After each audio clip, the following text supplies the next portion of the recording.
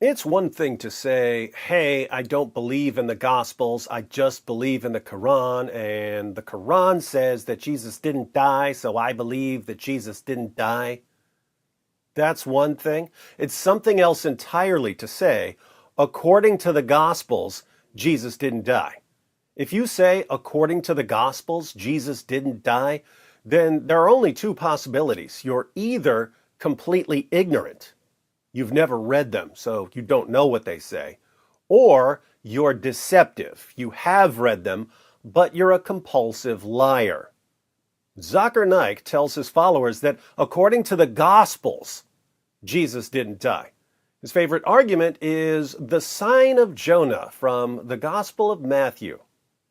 Further, it's mentioned in the Gospel of Matthew, chapter number 12, verse number 38. The Jews come up to Jesus, peace be upon him, and say, Master, Rabbi, meaning, O Lord, why don't you give us a sign? Sign meaning a miracle. What is the reply he gives? In the next verse, Gospel of Matthew, chapter number 12, verse number 39 and 40, he says, You evil and adulterous generation, seek it thee after a sign? You seek for a miracle? No sign shall be given to you but the sign of Jonah. For as Jonah was 3 days and 3 nights in the belly of the whale, so shall the Son of Man be 3 days and 3 nights in the heart of the earth. The whale takes Jonah 3 days and 3 nights in the ocean, dead or alive? Alive. Fish vomits him out on the seashore. Was he dead or alive? Alive. Alive, alive, alive, alive. When a person is thrown overboard in a raging sea, he ought to die. If he dies, no miracle. If he is alive, it's a miracle. Jesus said, peace be upon him, as Jonah was 3 days and 3 nights, so shall the Son of Man be 3 days and 3 nights. As Jonah was 3 days and 3 nights in the belly of the whale, so shall the Son of Man be 3 days and 3 nights in the heart of the earth. Jonah was alive. For the prophecy to be fulfilled, he should be alive. As I proved in the earlier part of my talk, he was alive. Otherwise, Jesus, peace be upon him, will be a liar. Nauz billah, which we cannot agree. We respect him, we revere him. So for him to fulfill the prophecy, he should be alive. And Jesus, peace be upon him, was alive, as I proved in the earlier part of my talk. So Zakir Naik tells his followers that according to the Gospel of Matthew, Jesus never died. How do we know that Jesus didn't die in the Gospel of Matthew? Because of the sign of Jonah. Jesus said that his generation would be given the sign of Jonah, and Naik argues that Jesus was telling them that he wouldn't die. Naik's followers believe everything he tells them without question, so they agree that Jesus was saying he wasn't going to die, even though they've never read the Gospel of Matthew. But no one who's actually read the Gospel of Matthew would ever, in a million years, conclude that Jesus was somehow saying that he wasn't going to die. Why? Well, let's take a quick look at the Gospel of Matthew. This is Matthew 28, after Jesus' crucifixion and burial. Now, after the Sabbath, toward the dawn of the first day of the week, Mary Magdalene and the other Mary went to see the tomb. And behold, there was a great earthquake, for an angel of the Lord descended from heaven and came and rolled back the stone and sat on it. His appearance was like lightning, and his clothing white as snow. And for fear of him the guards trembled and became like dead men. But the angel said to the women, Do not be afraid, for I know that you seek Jesus, who was crucified. He is not here, for he has risen, as he said. Come, see the place where he lay. Then go quickly and tell his disciples that he has risen from the dead, and behold, he is going before you to Galilee. There you will see him. See, I have told you. The angel says, He is not here, for he has risen, as he said. Go quickly and tell his disciples that he has risen from the dead. As always, hard to rise from the dead if you haven't been dead. So, an angel just called Zakir Naik a total liar. But notice what the angel says to the women. He is not here, for he has risen, as he said. According to the angel, who says that Jesus rose from the dead, Jesus also said that he would rise from the dead. The angel doesn't say, "Oh yes, Jesus told you he wouldn't die because the sign of Jonah." He says Jesus told them that he would rise from the dead.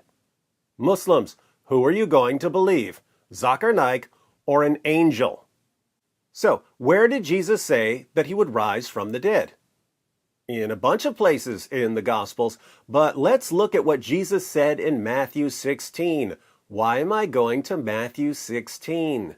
Because that's one of two places in the Gospel of Matthew where Jesus mentions the sign of Jonah.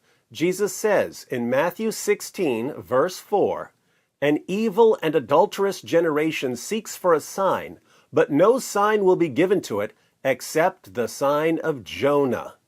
What does Jesus mean by the sign of Jonah? Well, I can tell you what he can't possibly mean by the sign of Jonah. He can't possibly mean something that would totally contradict the rest of what he says in Matthew 16. Matthew 16, same chapter, verses 21 to 23. From that time, Jesus began to show his disciples that he must go to Jerusalem and suffer many things from the elders and chief priests and scribes, and be killed, and on the third day be raised. And Peter took him aside and began to rebuke him, saying, "Far be it from you, Lord, this shall never happen to you." But he turned and said to Peter, "Get behind me, Satan. You are a hindrance to me, for you are not setting your mind on the things of God, but on the things of man." So, in Matthew 16, Jesus says that his generation would be given the sign of Jonah. Then, in the same chapter, he tells his followers that he's going to be killed and that he's going to rise from the dead. Peter gives the Zakir Naik interpretation and rebukes Jesus. Peter says, "This will never happen to you. You're the Messiah. You can't die." And how does Jesus respond to Peter and to Zakir Naik? He says, "Get behind me, Satan. You are a hindrance to me, for you are not setting your mind on the things of God, but on the things of man." Context is fundamental to interpreting any text. And what we just read is an extreme example of the significance of context. As a rule, if you read a verse and you give that verse an interpretation, and yet in the same chapter, the person whose words you're interpreting calls your interpretation satanic, you probably need a new interpretation. Now, if this were a speaker or an apologist for any other ideology in the world, and he were caught shamelessly twisting the words of Jesus and giving an interpretation that Jesus calls satanic and contradicting the clear claim of an angel, if this were a speaker or an apologist for any other ideology and he were caught doing this, he would be ridiculed into obscurity. He'd be shunned. He'd be humiliated. His own followers would say, "This guy is shamelessly lying to us and to everyone else. He can't represent us, or the entire world will think that we idolize liars." That's what would happen to a champion of any other ideology if he did this.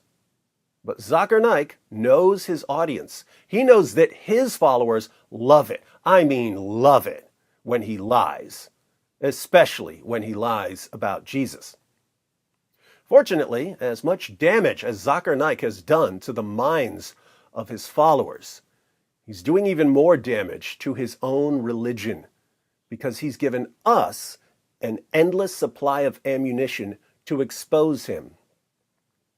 Shall we take a closer look at the sign of Jonah to see why it proves that Zakir Naik is a compulsive liar?